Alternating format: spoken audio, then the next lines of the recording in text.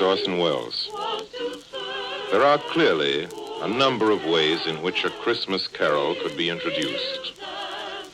Myself, I am most struck by the happy fortune that enables us on this Christmas Eve to present Mr. Lionel Barrymore, the best-loved actor of our time, in the world's best-loved Christmas story, A Christmas Carol.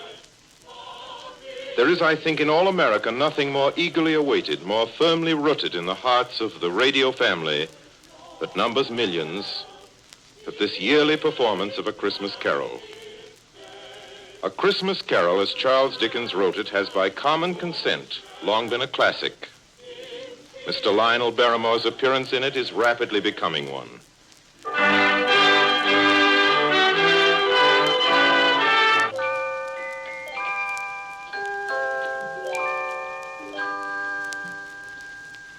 Marley was dead to begin with.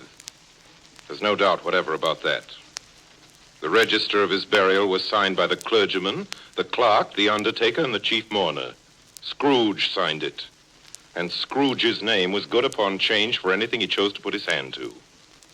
Old Marley was as dead as a doornail. Scrooge knew he was dead? Of course he did. Scrooge and Marley were partners for I don't know how many years. Oh, but he was a tight-fisted hand at the grindstone, was Scrooge. A squeezing, wrenching, grasping, scraping, clutching, covetous old sinner. And once upon a time, of all the good days in the year, on Christmas Eve, old Scrooge sat busy in his counting house, a grim, cheerless place if ever there was one. The door of Scrooge's counting house was open, that he might keep his eye upon his clerk, Bob Cratchit, who in a cold and dismal little cell beyond worked at his ledgers. 19, 20, 21, 22.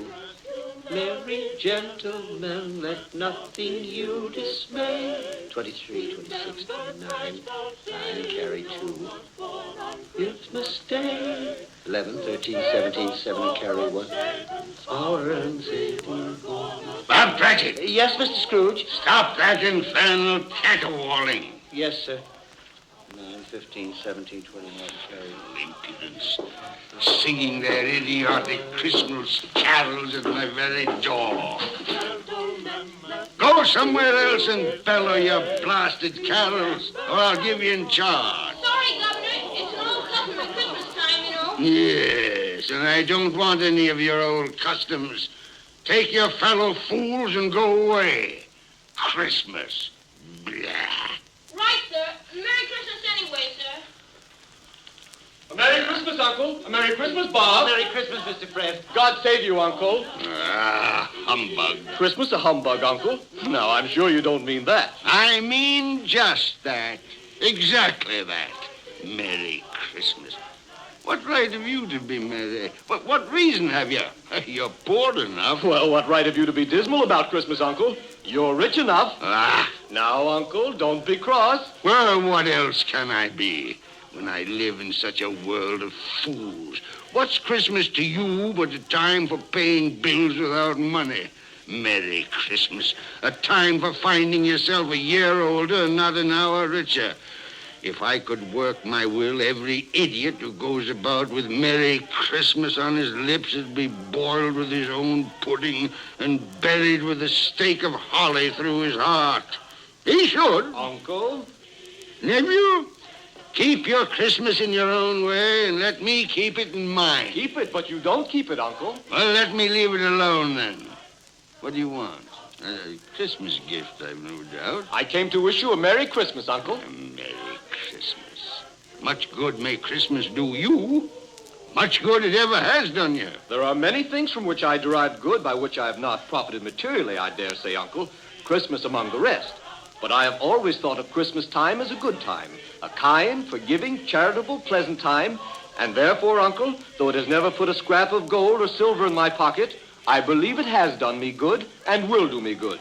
And I say, God bless it. God bless Christmas. Hurrah! Let me hear another sound out of you there, Bob Cratchit, and you'll keep your Christmas by losing your situation.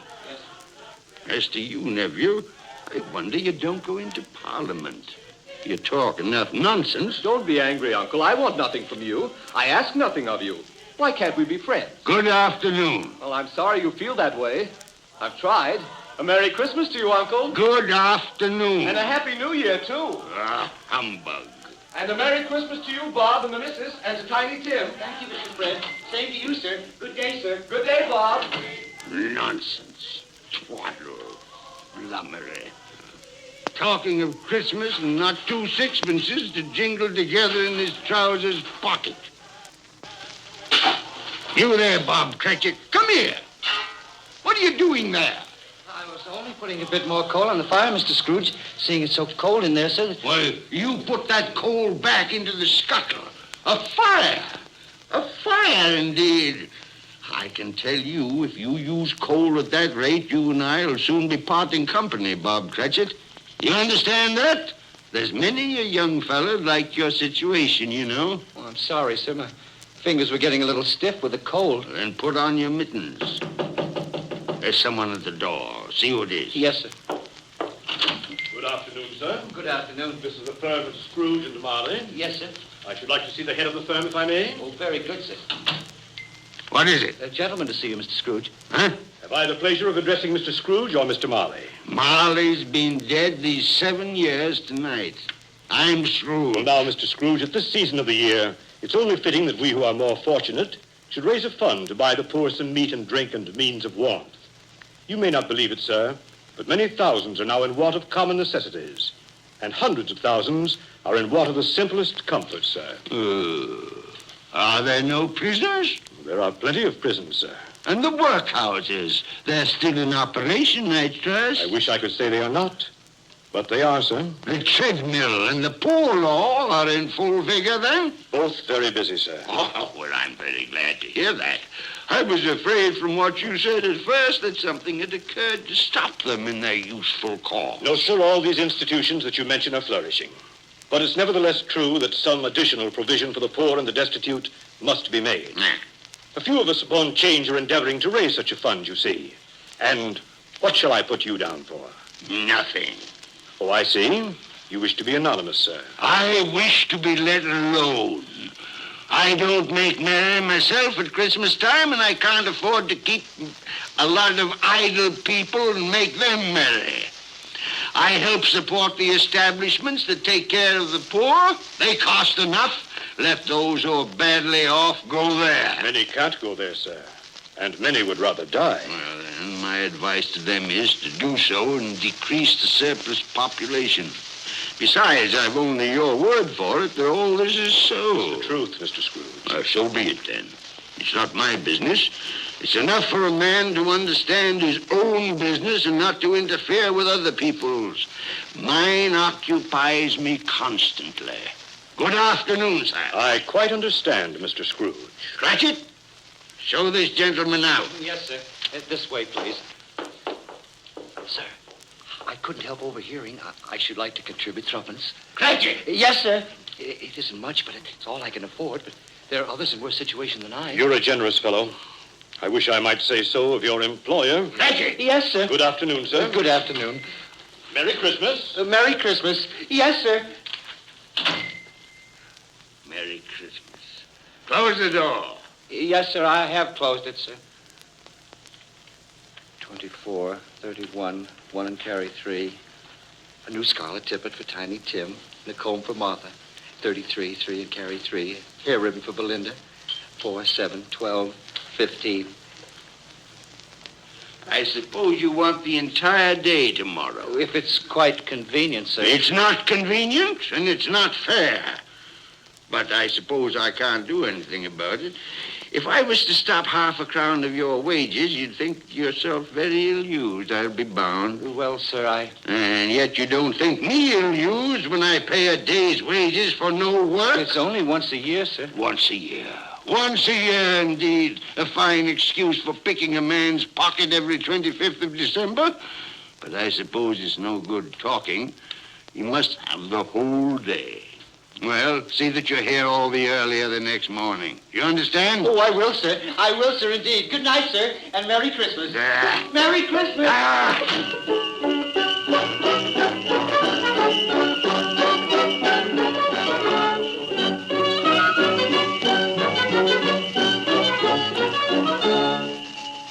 The office was closed in a twinkling, and Bob Cratchit, with the long ends of his white comforter dangling below his waist, for he boasted no greatcoat, went down a slide on Cornhill 20 times in honor of its being Christmas Eve, and then ran home to Camden Town as hard as he could pelt to play with his family at Blind Man's Buff. Scrooge, on the other hand, took his melancholy dinner in his usual melancholy tavern. Having read all the newspapers and spent the rest of the evening with his banker's book, went to his dismal house. Darkness is cheap, and Scrooge likes it. The yard was so dark that even Scrooge, who knew its every stone, had to grope with his hands through the fog and the frost to find the door. Scrooge walked through his rooms to see that all was right. Sitting room, bedroom, lumber room, all as they should be. Nobody under the table, nobody under the sofa, nobody under the bed, nobody in the closet. Closed the door, locked himself in, double locked himself in, and took off his cravat, put on his dressing gown and slippers and his nightcap, and sat down before the fire to take his gruel.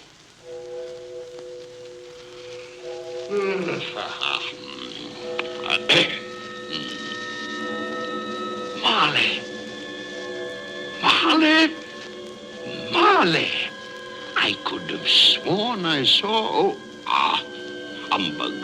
Marley's been dead these 7 years. Humbug. It's all humbug. What I need is a good night. What's that? Someone's in the wine cellar. But the door's locked and double locked. It's coming. It's coming closer. Outside my door. I won't believe it. It's humbug still. Ebenezer Scrooge. Ebenezer Scrooge. Oh, now. What do you want with me? I want much of you, Ebenezer. Who are you? Ask me who I was. Well, you're very particular for a ghost. All right. Who were you then? In life, I was your partner, Jacob Marley. Jacob Marley? But you're dead. You died 7 years ago. 7 years ago this very night. You are a ghost then? What's wrong, Ebenezer? Don't you believe in me? I do not. You doubt your senses, Ebenezer? Yes, because a little thing affects them. A slight disorder of the stomach makes them cheats.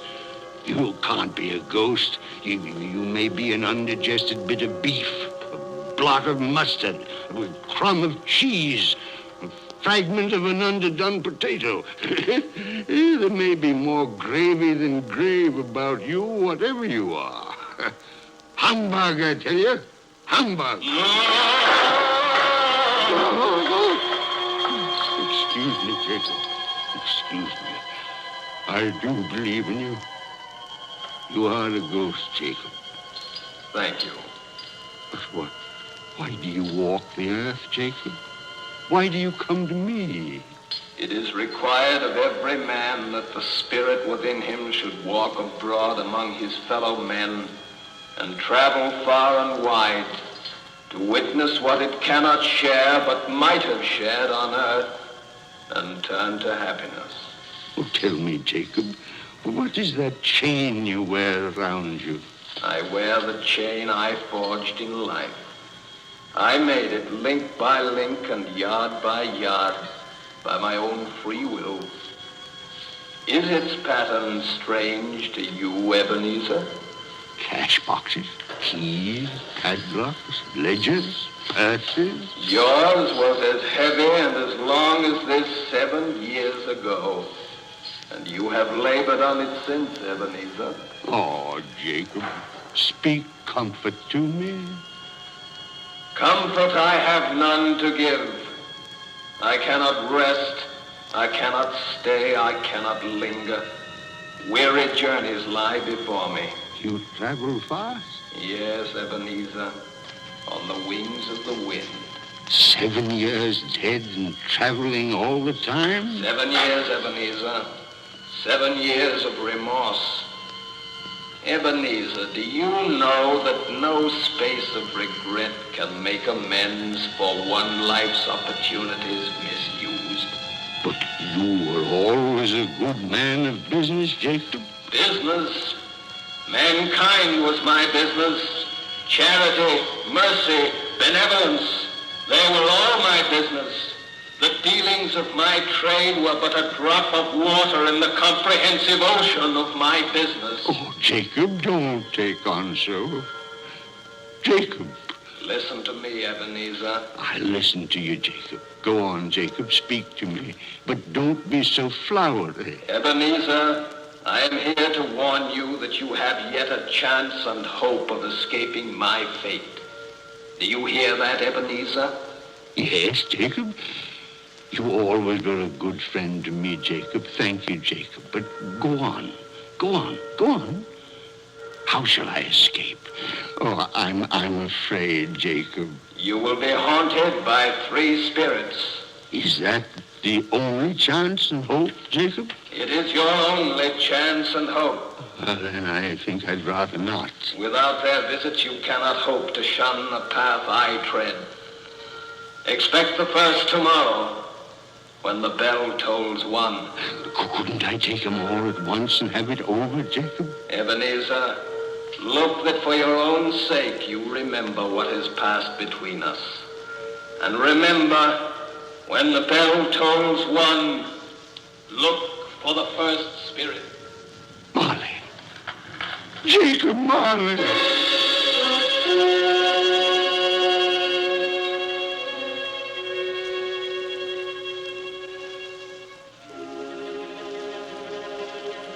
Scrooge awoke. He was lying on his bed fully dressed. Suddenly the curtains of his bed were drawn aside. Scrooge found himself face to face with the unearthly visitor who drew them. As close to it as I am now to you. And I am standing in the spirit at your elbow. It was a strange figure, like a child. Yet not so like a child as like an old man. Ebenezer Scrooge. Who is that? Ebenezer Scrooge, I have come for you. You are the spirit, sir, whose coming was foretold me? I am that spirit. What are you? I am the ghost of Christmas past. Long past? No, your past. But what do you want of me? What brings you here to haunt me? Your welfare, Ebenezer Scrooge. Rise and walk with me. Oh, no, not out of the window. I can't do that. I'll fall down. I'm not a spirit. I'm mortal. I'll fall. Bear but a touch of my hand upon your heart, and you shall be upheld in more than this. Come, follow me.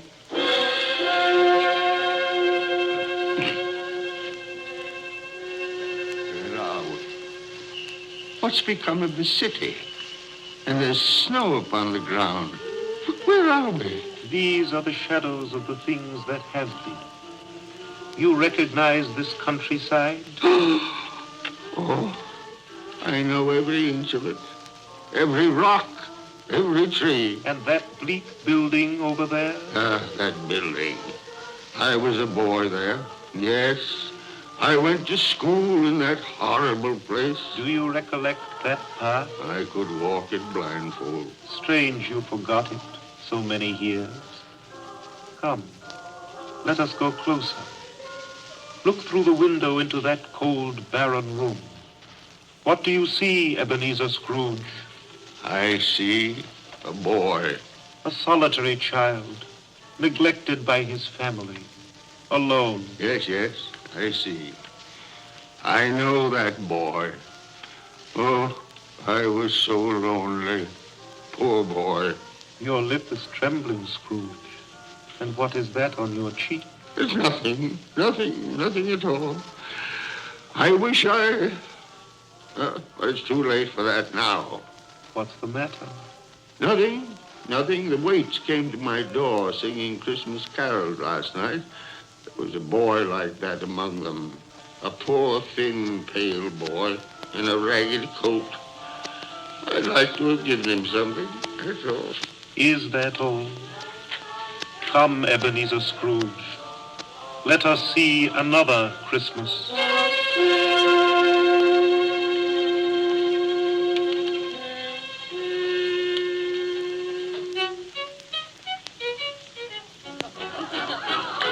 Do you know this place, Ebenezer Scrooge? Know it? Know it? Why, this is the counting house where I was apprentice. Listen. Why, it's my old master. Bless his heart, old Fezziwig. My master, alive again, and hosting one of his Christmas parties. Listen to it.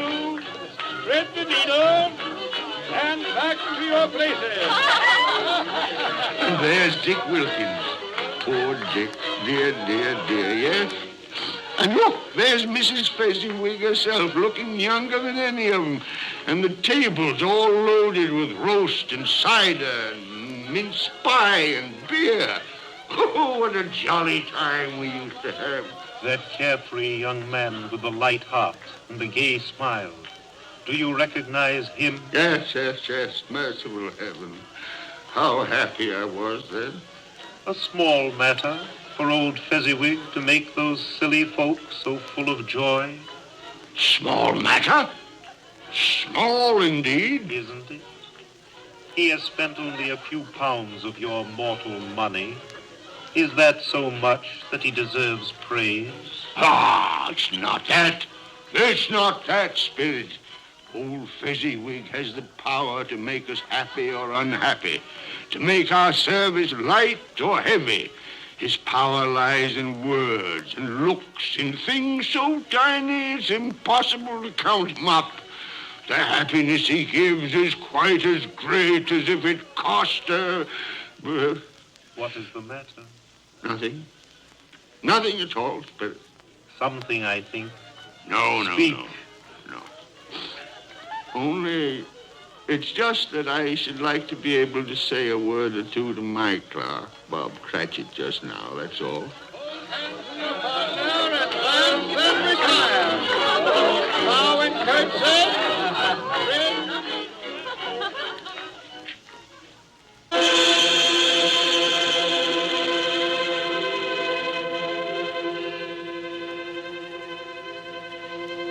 King Wenceslas looked out on the feast of Stephen, when the snow lay round about, deep and crisp and even.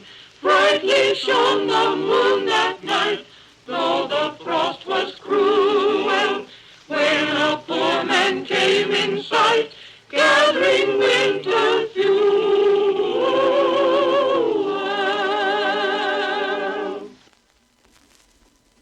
My time grows short, and we have yet another journey to make. Where now? Come. This is our last visit to the past, Ebenezer. Here, in this little room, with a fair young girl by your side. Do you recognize yourself, Ebenezer? Oh, no. Spare me this. You're older now, a man in the prime of life. Your face has begun to wear the signs of care and avarice. Your eyes are greedy, the eager, restless eyes of a miser. No, please. She knows it, too, that girl by your side. There are tears in her eyes. It matters little, Ebenezer, to you. Very little. I know that. Belle, have I changed towards you? When we were engaged, we were both poor. Was it better then? Better to be poor? Better at least to be happy. You're changed. You were another man then. I was a boy. Do you blame me because I've grown wiser? Have I ever tried to break our engagement? In words, no. Never. In what, then? In a changed nature. In an altered spirit. In everything that made my love of any value in your sight. So I release you from your promise. Belle. Oh, at first it may cause you pain to lose me. A very brief pain. But soon it will be dim, like a half-remembered dream. An unprofitable dream. And you will be glad to be awake from such a dream. May you be happy in the life you have chosen, Ebenezer. For the love of him you once were. Spirit, it's enough. Show me no more. Take me home. These were shadows of the things that have been. That they are what they are. Do not blame me. No more. No more. One shadow more. Come.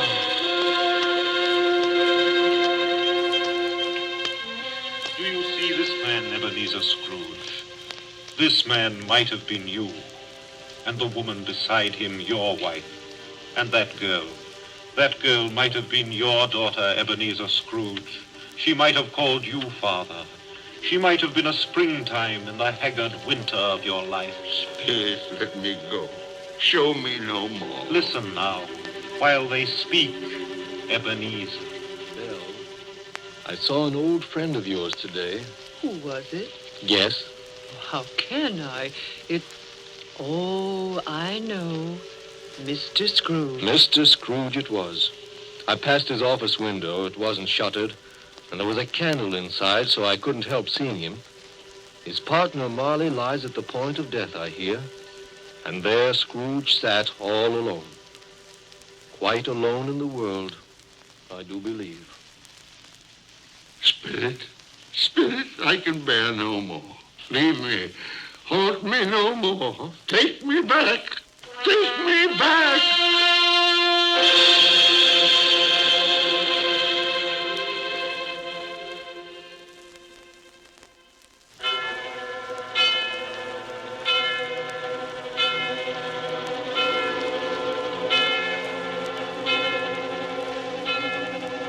On the stroke of one, Scrooge awakened suddenly and sat him bolt upright in his own bed.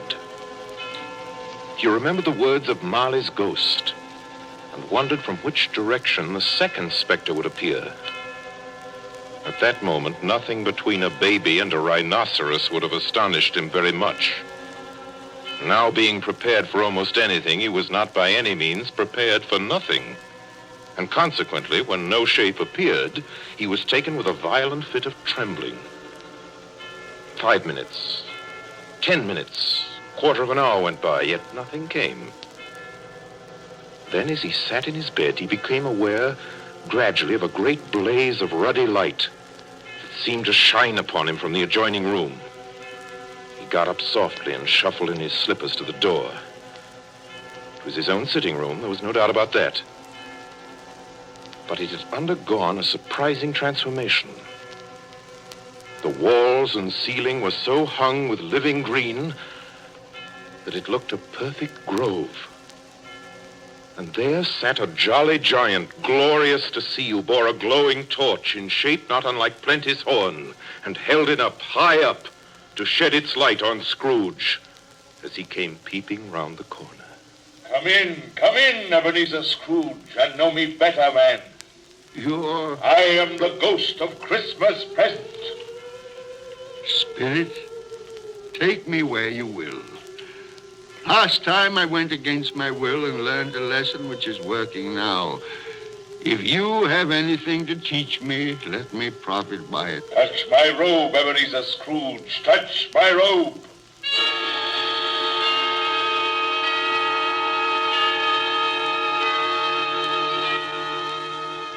Where have you brought me, Spirit? To an humble dwelling in an humble street. It's miserable enough. Yet there is happiness there. Who are these people? Who's that woman? And the children? These are the family of your clerk, Bob Cratchit. See his wife, dressed in a twice-turned gown, but brave in ribbons, laying the table for their Christmas dinner. And there, assisting her, is her daughter, Belinda. And the young man with the fork in the stuffing, that's Master Peter Cratchit. And the two little Cratchits. Listen, Scrooge, and watch. Here's Martha, Mother. Quiet, children, quiet. Now sit you down before the fire, Martha, and have a warm, Lord bless you. Where's Father? He's been to church with Tiny Tim. They'll be along directly. How is Tiny Tim, Mother? Any better at all? Sometimes I think he is. And sometimes I think, oh, dear God, if anything should happen to Tiny Tim. Oh, Mother, you mustn't even think of such a thing. Yes, Father. Come Merry Christmas, everybody. Martha, welcome, my dear. Oh, Merry Christmas, Father, and Tim. Merry Christmas, Martha. Oh, Tim, you darling. Oh, Father, I'm so glad to be home. And we're glad to have you, Martha. And how did little Tim behave in church, Bob? As good as gold and better. I like church, Mother. Oh, they sang the nicest songs. I hope people saw me there. Saw you there? And why, Tim? Well, don't you see? Because I'm lame. And if they saw my crutch, it might be pleasant for them to remember on Christmas who it was made lame beggars walk and blind men see. Bless you, my son. Are we ready to eat, Mother? Oh, yes, children, we're all ready. Come, take your places and wait your turn. There's plenty of stuffing and dressing and plum pudding for all of you. Martha, take care of Tiny Tim and see that he eats plenty. Yes, he must Mother. get strong and well. Now sit down, everyone. Yes, come on, Tiny Tim. I'll help you. And now, my dears. I see a vacant seat in the poor chimney corner, and a crutch without an owner, carefully preserved. No, kind spirit. Say he'll be spared. Say he'll live. If these shadows remain unaltered by the future, Ebenezer, the child will die. And to praise thy name. Amen. Amen. And now, my dears, with such a dinner, a toast. A Merry Christmas to us all, and God bless us. God bless us, everyone. And now to Mr. Scrooge. I'll give you a toast to Mr. Scrooge, the founder of the feast. The founder of the feast, indeed, who pays you all of 15 shillings a week. I wish I had him here. I'd give him a piece of my mind to feast on, and I hope he'd have good appetite for My it. dear, the children, Christmas Day. It should be Christmas Day, I'm sure, on which one drinks the health of such an odious, stingy, unfeeling man as Mr. Scrooge. You know he is, Bob. Nobody knows it better than you, poor fellow. My dear Christmas Day. I'll drink his health for your sake and the day's, not for his. Long life to him. A Merry Christmas and a Happy New Year. He'll be very merry and very happy, I have no doubt. And I say God bless him too, Mother, and everyone. Yes, to Mr. Scrooge. Very well.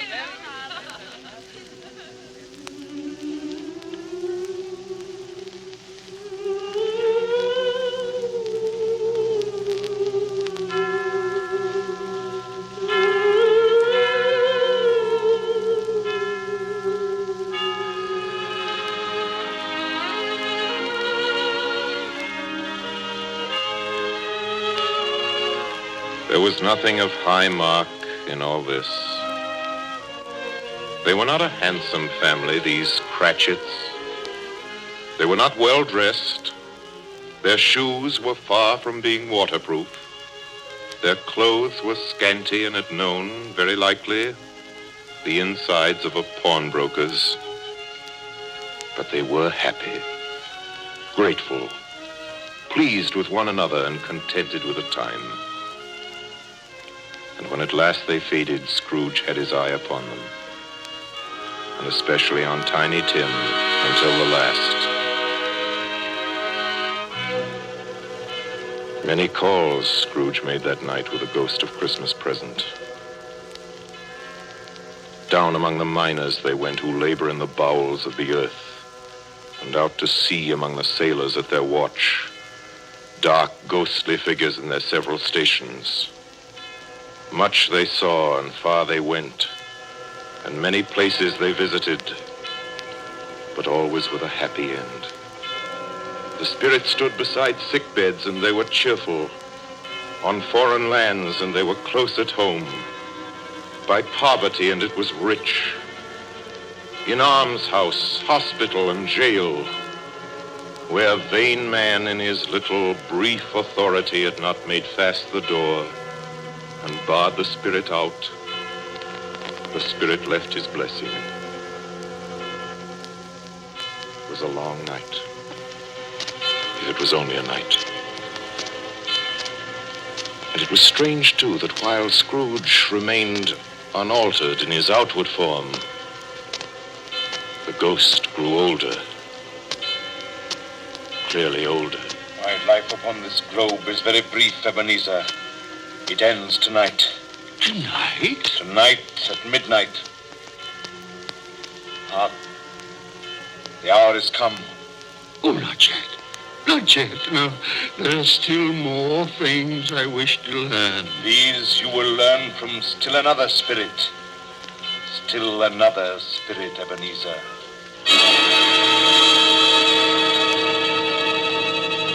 Scrooge looked about him for the ghost. It had vanished. But he found himself once more in his bed, in his dressing gown, in his nightcap. He'd heard the clock strike. And then he remembered the prediction of old Jacob Marley, and lifting up his eyes, beheld the third spirit. A solemn phantom.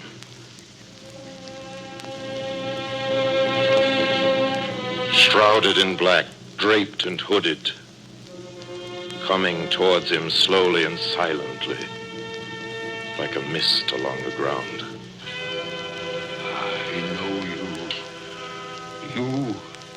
You are the ghost of Christmas yet to come. You'll show me the shadows of things that have not happened, but will happen in the time before us. Answer me, spirit, ghost of the future. Oh, I fear you more than any specter I've seen. Yet, as I know your purpose is to do me good, and as I hope to live to be another man from what I was, lead on. Lead on. The night is waning fast. Time is precious. Spirit, why have you brought me here again? Here to Bob Cratchit's home? But it's not the same. Why is it so quiet? So very quiet here.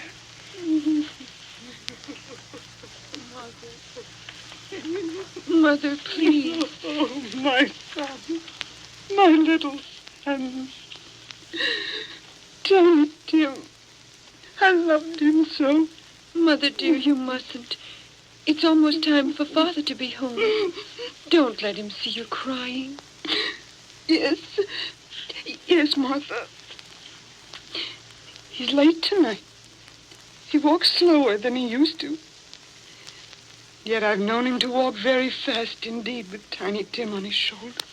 So have I, Mother. But he was light to carry.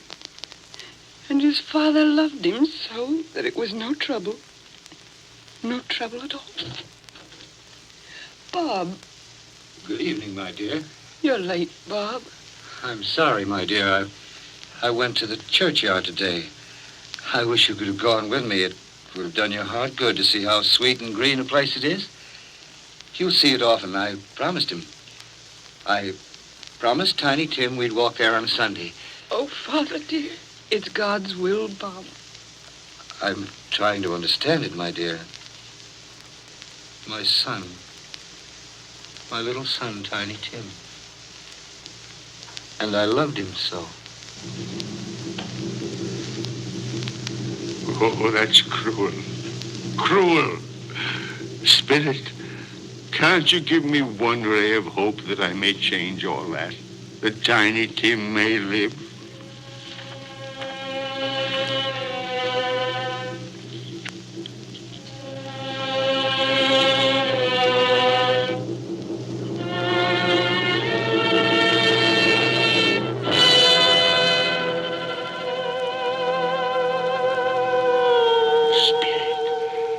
Where are we now?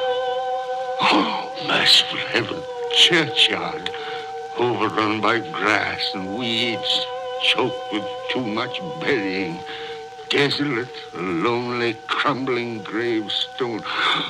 Spirit, now before I draw nearer to that gravestone, answer me one question.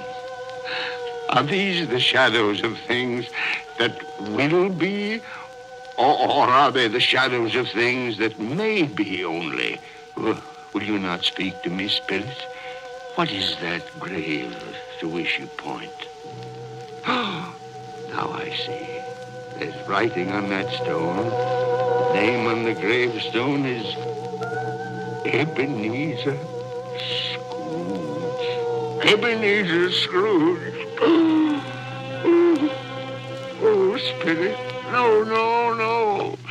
Spirit, hear me. I'm not the man I was. Why show me this if I'm past all hope? Tell me that I may change these dreadful shadows that have come, that you've shown me by an altered life. I'll honor Christmas in my heart, and I'll try and keep it all the year. I'll live in the past, the present, and the future. I will not shut out the lessons that they teach. Tell me, do, Spirit.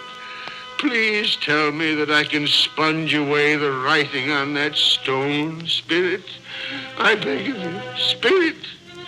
Spirit.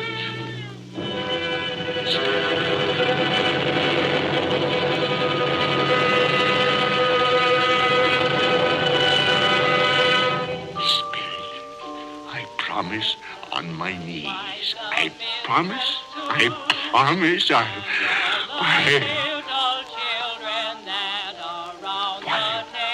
What's this? It's my bedpost. I'm home. In my own bed. In my own room. And the sun. The sunshine. It's clear. It's bright.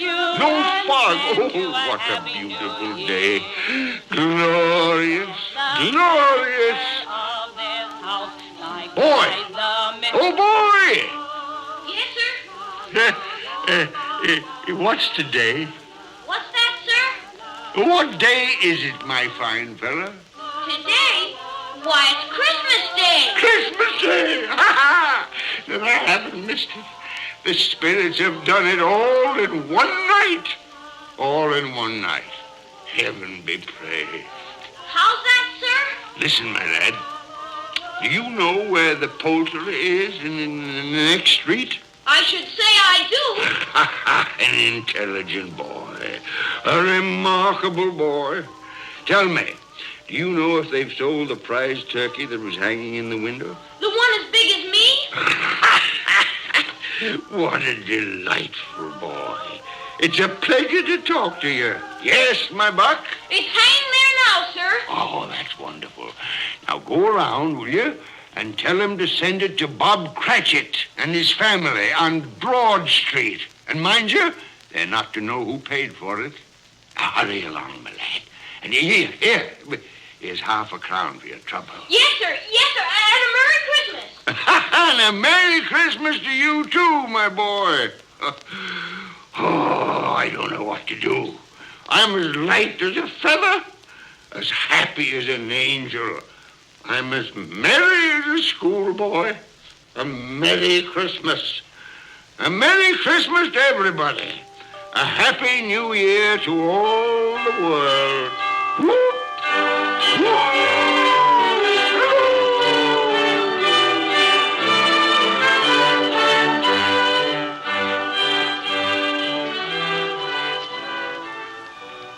Next morning, Scrooge was early at his office. He went early for a reason. If he could only be there first and catch Bob Cratchit coming late. That was the thing he'd set his heart upon. And he did it. Yes, he did. The clock had struck 9. No Bob. 1:15. No Bob. Scrooge sat with his door wide open that he might see him come in. And at last he came. His hat was off before he opened the door, his comforter too. He was on his stool in a jiffy, driving away with his pen, as if he were trying to overtake 9 o'clock. 8 and 17 are 15, carry the 1, 24, carry the 2, 31, carry the 4, 8 and 6 are 14, carry the 8. Hello, you, Cratchit. Yes, sir. Step this way, Cratchit, if you please. Cratchit, What do you mean by coming in at this time of day? Oh, I'm very sorry, sir. I'm behind my time. You are? You are? Yes, I think you are. Oh, it's only once a year, Mr. Scrooge. It shall not be repeated. I was making rather merry yesterday, sir. I'll tell you what, my friend. I'll not stand this sort of thing any longer. And therefore, Bob Cratchit, I'm about to raise your salary. Mr. Scrooge, are you quite yourself, sir? No, thank heaven I'm not quite myself. Merry Christmas, Bob. Ha ha! Merry Christmas, my good fella. A merrier Christmas than I've given you in many a year. I'll raise your salary and we'll see what we can do for Tiny Tim and the rest of your family. We'll discuss it this very afternoon over a Christmas bowl of smoking bishop. Bob, make up the fire.